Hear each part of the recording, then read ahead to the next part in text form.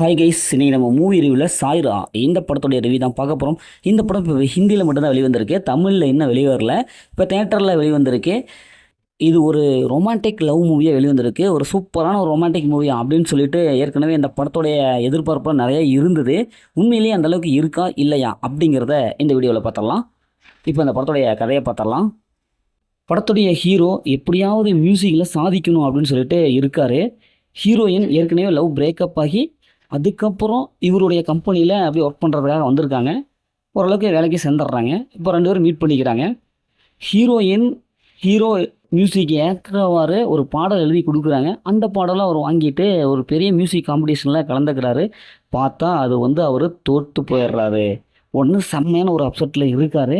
இதனால் ரொம்ப மனம் முடிஞ்சு போயிடுறாரு. அவங்க அப்பாவும் ஒரு வழியாக இறந்துடுறாங்க.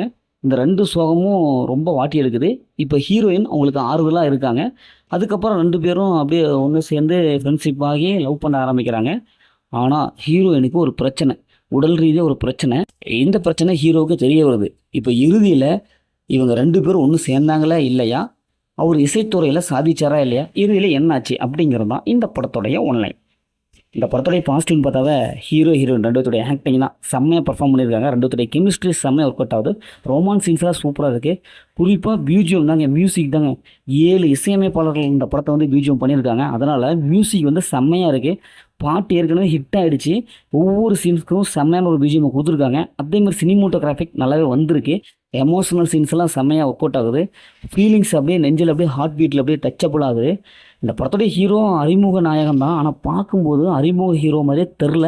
ஏன்னா அந்தளவுக்கு சூப்பரான ஒரு பர்ஃபார்மன்ஸை கொடுத்துட்டாரு. அப்படியே அந்த ரொமான்ஸ், அப்படியே அந்த பரிதவிக்கிறது, சோகம், இப்படி எல்லாத்துலேயுமே அவருடைய முத்திரையை பதிச்சிட்டாரு. ஸ்க்ரீன் பிளே பொறுத்தளவுக்கு ஒரு லவ் ரொமான்டிக் மூவிக்கு என்ன தேவையோ அது சூப்பராக கொடுத்துருக்காங்க.